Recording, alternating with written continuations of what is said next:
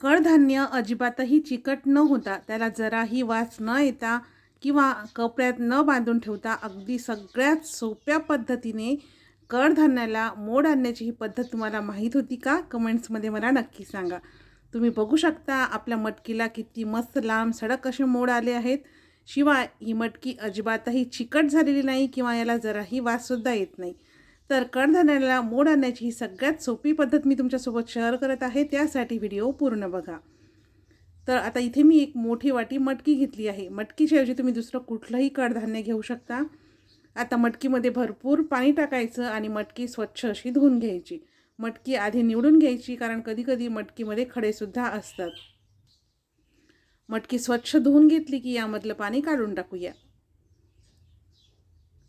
मटकी स्वच्छ धुवून घेतली, यामधलं पाणी काढून टाकलं. आता मटकी भिजण्यासाठी नॉर्मल टेम्परेचरचं पाणी घेतलं आहे. तर भरपूर असं पाणी घालायचं, झाकण ठेवून एक 7 ते 8 तास ही मटकी भिजून घ्यायची. कडधान्य छान भिजलं की याला मोडसुद्धा अगदी मस्त असे येतात. तर साधारण 7 ते 8 तास मटकी भिजून घेतली. आता बघू शकता मटकी छान अशी भिजलेली आहे. तर आता काय करायचं, मटकीमधलं जे पाणी आहे ना ते काढून टाकायचं आणि दुसऱ्या स्वच्छ पाण्याने मटकी धुवून घ्यायची. म्हणजे कडधान्याला अजिबातही वास येत नाही किंवा ते चिकट होत नाही.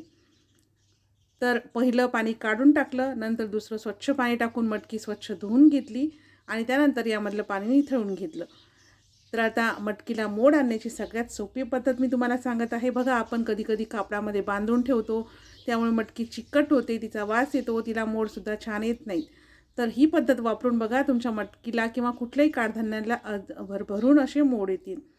तर खाली एक भांडं ठेवायचं, वरती जाड छिद्र असलेली चाळणी घ्यायची. पुरणाची बारीक छिद्राची चाळणी घ्यायची नाही, कारण त्यामध्ये मोड अडकतात व तुटतात.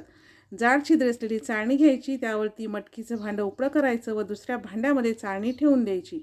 आणि आता हे भांडं रात्रभर उबदार ठिकाणी ठेवून द्यायचं किंवा याच्यावर एखादा टॉवेल किंवा एखादी चादर झाकण ठेवायची. म्हणजे मटकीला छान अशी उब मिळते व याला छान भरभरून असे मोड येतात. तर बघा, रात्रभर एका उबदार ठिकाणी भांडं मी ठेवलेलं होतं. चाळणीच्या खाली आपण दुसरं भांडं यासाठी ठेवलं की आपल्या मटकीला छान उबसुद्धा मिळावी व मटकीमध्ये काही पाणी शिल्लक असेल तर ते भांड्यामध्ये पडावं. तर बघा, चाळणीमध्ये अजिबातही मोड अडकलेले नाहीत, कारण जाड छिद्राची चाळणी घेतलेली होती. आणि काही मटकीमध्ये पाणी असेल तर ते खालच्या भांड्यामध्ये पडते. आणि तुम्ही बघू शकता मटकीला किती छान असे मोड आले आहेत. अगदी तुमचा विश्वास होणार नाही, इतके मस्त लांब सडक असे मोड मटकीला येतील किंवा कुठल्याही कडधान्याला तुम्ही याच पद्धतीने मोड आणू शकता.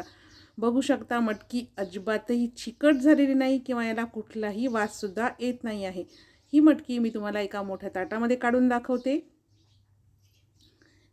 कडधान्याला मोड आणण्याची ही सगळ्यात सोपी पद्धत आहे. कुठलीही कटकट नाही, कुठलंही टेन्शन नाही आणि अगदी मस्त बाजारात विकत मिळते ना, तसेच लांब सडक मोड असलेली मस्त अशी मटकी इथे तयार आहे.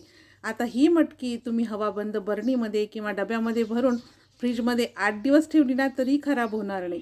तर तुम्हाला ही कडधान्याला मोड आणण्याची ट्रिक कशी वाटली हे कमेंट्समध्ये मला नक्की सांगा. आवडली असेल तर लाईक आणि शेअर नक्की करा.